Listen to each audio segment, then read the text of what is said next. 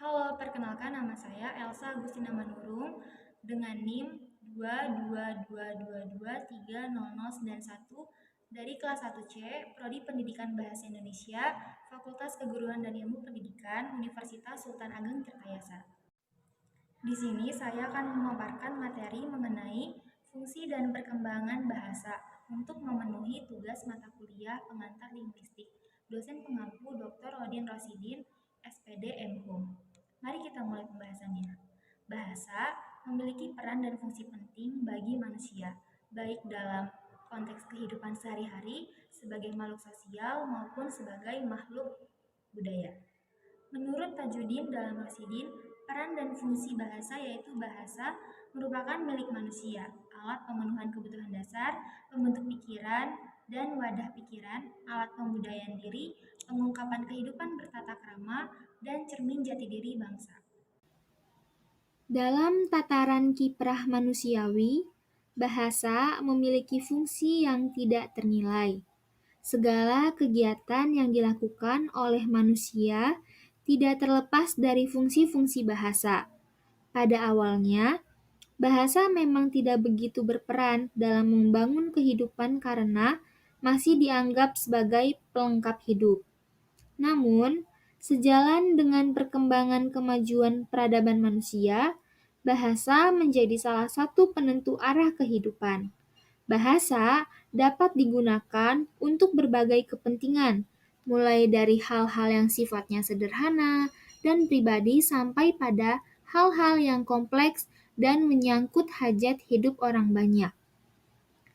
Beberapa fungsi bahasa dalam kehidupan manusia menurut Hermawan dalam Rosidin adalah bahasa adalah alat berpikir, bahasa adalah alat untuk memenuhi kebutuhan dasar, bahasa adalah alat untuk berekspresi, bahasa merupakan media penghubung antar kelompok, bahasa merupakan salah satu simbol agama, bahasa merupakan pendukung utama pengetahuan, bahasa merupakan alat pemersatu, dan bahasa merupakan alat politik. Fungsi membahasa adalah sebagai alat komunikasi sosial. Dalam masyarakat, terjadi komunikasi dan interaksi antar anggota. Sebuah media yang disebut bahasa digunakan untuk tujuan ini. Hal ini memastikan bahwa semua masyarakat memiliki dan menggunakan alat komunikasi sosial ini. Tidak ada masyarakat tanpa bahasa, dan tidak ada pula bahasa tanpa masyarakat. Sebagai alat komunikasi, dari perspektif linguistik atau kebahasaan, bahasa memiliki pelbagai fungsi sebagaimana dieksplanasikan oleh para pakar. Dalam karya Kleden 1987 terkutip pendapat Buhler tentang fungsi bahasa, yaitu yang pertama, appel, yaitu fungsi memerintah atau meminta lawan bicara untuk melakukan sesuatu yang sesuai dengan kehendak pembicara atau penutur. Misalnya, ujaran seseorang yang mengatakan, "Ambilkan buku saya ke sini." Yang kedua, ausdruck, fungsi untuk mengungkapkan suasana hati penutur. Jadi, bukan untuk berkomunikasi. Misalnya, waduh. Yang ketiga, Darstellung. Bahasa berfungsi mengacu objek tertentu yang berada di luar diri penutur dan lawan tuturnya. Fungsinya mengacu dan menjelaskan. Misalnya, bahasa analitis yang digunakan dalam kajian ilmu. Dalam Rosidin, bahasa kerap dipakai untuk menjalankan fungsinya yaitu fungsi instrumental, fungsi regulatori, fungsi interaksional, fungsi personal, fungsi heuristik, fungsi imajinatif, dan fungsi representasional. Fungsi instrumental yaitu menggunakan bahasa untuk memperoleh sesuatu. Fungsi regulatori yaitu menggunakan bahasa untuk mengontrol perilaku orang lain. Fungsi interaksional yaitu menggunakan bahasa untuk menciptakan interaksi dengan orang lain. Fungsi personal yaitu menggunakan bahasa untuk mengungkapkan perasaan dan makna. Fungsi heuristik yaitu menggunakan bahasa untuk belajar dan menemukan makna. Fungsi imajinatif yaitu menggunakan bahasa untuk menciptakan dunia imajinasi. Fungsi representasional yaitu menggunakan bahasa untuk menyampaikan informasi. Menurut Jacobson, dalam Rosidin, fungsi bahasa yaitu 1. Fungsi emotif, untuk menyatakan perasaan sikap dan emosi si penutur. 2. Fungsi fatik, untuk memelihara hubungan sosial dan berlaku pada suasana tertentu. 3. Fungsi kognitif, untuk menjelaskan dunia yang sesungguhnya yang sering diberi istilah denotatif atau informatif. 4. Fungsi retorik, untuk memengaruhi dan mengondisikan pikiran dan tingkah laku para penanggap tutur atau mitra bicara. 5. Fungsi metalingual, untuk membicarakan bahasa. Fungsi metalingual sangat abstrak karena dipakai dalam membicarakan kode komunikasi. Dan yang terakhir, fungsi puitik, untuk mengatakan sesuatu objek, peristiwa, atau keadaan secara istimewa, yakni secara artistik.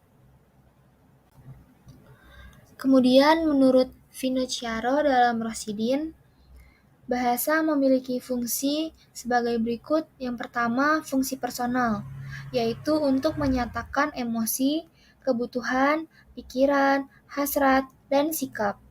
2. Fungsi interpersonal, yaitu untuk mempererat hubungan sosial seperti ekspresi pujian, ungkapan simpati, bertanya kabar atau keadaan, dan lain-lain. Ketiga, fungsi direktif, yaitu untuk mengendalikan orang lain dengan saran, nasihat, perhatian, permohonan, persuasi, diskusi, dan lain-lain. Keempat, fungsi referensial, untuk membicarakan objek atau peristiwa dalam lingkungan sekeliling atau di dalam kebudayaan pada umumnya. 5. Fungsi metalinguistik, yaitu untuk menjelaskan dan mempelajari bahasa. Dan yang terakhir, fungsi imajinatif, yaitu untuk mengekspresikan sesuatu secara khas dan artistik. Kemudian ada perkembangan bahasa. Bahasa merupakan realitas sosial yang hidup dan berkembang seiring dengan perkembangan umat manusia. Bahasa tidak berbeda dengan pertumbuhan dan perkembangan manusia dalam hal pertumbuhan dan perkembangan, seperti gejala dan fenomena sosial lainnya. Bahasa tumbuh dan mati tergantung pada pengaruh lingkungan di mana bahasa itu berada. Bahasa dengan sifatnya yang dinamis dan progresif senantiasa berinteraksi dengan masyarakat seiring berkembang dan berkembangnya hubungan simbiosis dan mutualistik dengannya. Kemudian ada faktor-faktor yang mempengaruhi perkembangan bahasa. Yang pertama, faktor sosial. Menurut pandangan para sosiolog, faktor sosial merupakan faktor yang dianggap terpenting dan paling berpengaruh pada kehidupan bahasa. Berpindahnya sekelompok masyarakat dari satu tempat ke tempat lainnya dan bercampur baurnya golongan pendatang baru dengan penduduk lokal pribumi setempat menciptakan bentuk baru bagi interaksi kebahasaan. Yang kedua ada faktor kebudayaan. Bagi kalangan antropolog, faktor kultur ini tergolong amat efektif dalam pengembangan sebuah bahasa. Salah satu bukti nyata tentang masalah ini adalah bahasa Inggris, karena nilai ilmiah karya tulis bahasa banyak ditulis dengan media bahasa Inggris dari berbagai disiplin ilmu dan sains. Bahasa Inggris kini dipelajari oleh seluruh bangsa di dunia. Dalam faktor sosial, kita tahu bahwa hijrahnya berbagai kabilah Arab ke wilayah Syam, Irak, Mesir, dan Maroko setelah tersiarnya Islam ke berbagai daerah merupakan peristiwa yang teramat penting dalam sejarah bahasa Arab. Hijrah tersebut memberi pengaruh yang sangat besar bagi perkembangan bahasa Arab. Bahasa Arab atau yang semula tampak terpinggirkan karena peristiwa hijrah itu akhirnya menjadi tersiar meluas ke luar wilayah semenanjung Arabia. Bahkan di beberapa wilayah, bahasa Arab menjadi bahasa percakapan atau resmi dan menggantikan bahasa lokal yang semula digunakan. Bahasa Arab juga menjadi bahasa sastra dan kebudayaan di beberapa negara Islam yang wilayahnya saat itu meliputi sebagian benua Asia dan Eropa. Sulit dimungkiri bahwa dalam sebuah masyarakat pasti terdapat berbagai golongan dan tingkat atau status atau strata sosial tertentu. Tingkat elit atau meskipun sesungguhnya sesuatu yang abstrak dalam sebuah masyarakat akan sangat memengaruhi tingkat masyarakat yang lebih rendah dalam perkembangan penggunaan bahasa. Hal itu terjadi karena praktik berbahasa dan kebiasaan-kebiasaan baru yang diperbuat oleh golongan elit biasanya memperoleh perhatian khusus dari golongan-golongan masyarakat yang tingkatnya lebih rendah untuk ditiru dan dipraktikkan sehingga pembaruan yang semula terbatas berkembang menjadi kebiasaan yang dipraktikkan secara luas. Kemudian untuk faktor kebudayaan, selang beberapa waktu kemudian, kemajuan sains dan teknologi yang dikembangkan oleh Rusia pada awal abad ke-20 telah mengangkat martabat bahasa Rusia. Perkembangan teknologi dan kebudayaan itulah yang kemudian menjadi starting point bagi bahasa Rusia. Bahasa Arab oleh orang Eropa dan Amerika Serikat juga sudah lama mereka pelajari, baik dalam kerangka spesialisasi ilmu maupun untuk kepentingan hubungan antar negara atau internasional atau kepentingan lainnya. Dalam beberapa dekade terakhir ini, bahasa Arab memperoleh perhatian khusus dari seluruh anggota non-Arab di dunia. Perhatian ini tampak jauh lebih besar daripada beberapa dekade sebelumnya. Bahkan, bahasa Arab menjadi salah satu bahasa resmi yang digunakan dalam forum internasional semisal Perserikatan Bangsa-Bangsa. Jika bahasa Arab dapat menunjukkan keberhasilannya yang menunjang sains dan teknologi, serta peradabannya, bahasa Arab niscaya dapat mencapai tingkat yang lebih tinggi dan dapat berperan penting dalam peningkatan citra diri. Tersebarnya konsep dan kerangka pemikiran baru, serta penemuan teknologi modern telah mendorong perlunya penambahan khazanah dan perbendaharaan kata melalui penyerapan istilah bahasa. Cara yang lazim ditempuh adalah meminjam atau menyerap istilah dari bahasa lain, baik bahasa daerah maupun bahasa asing dengan membentuk kata-kata baru dari unsur-unsur yang sudah ada dalam bahasa aslinya. Peminjaman atau penyerapan kosakata baru dari bahasa daerah atau asing sedikit banyak memunculkan persoalan baru, yakni perubahan dalam sistem bunyi, ejaan, dan semantik. Perubahan semantik terjadi ketika suatu kata mengalami perubahan, perluasan arti, penyempitan, peningkatan, ameliorasi, dan penurunan arti atau peyorasi. Salah satu contoh proses perluasan makna atau generalisasi adalah al-wardah yang berarti yang sebelumnya hanya berarti mawar, sekarang digunakan untuk arti bunga, atau bunga dalam arti umum semua jenis bunga. Contoh proses penyempitan makna adalah kata al-harim yang sebelumnya berarti segala yang haram yang tak boleh dijamah, kini artinya sudah menyempit menjadi wanita, atau lebih sempit lagi menjadi istri simpanan.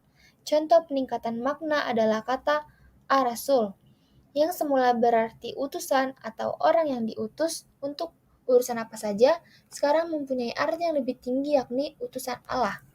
Contoh penurunan makna adalah kata al-arasi yang dulu berarti singgasana seperti yang tercantum di dalam Al-Quran. Sekarang kata tersebut digunakan untuk menyebut kursi, meja, makan, kayu, dan lain-lain.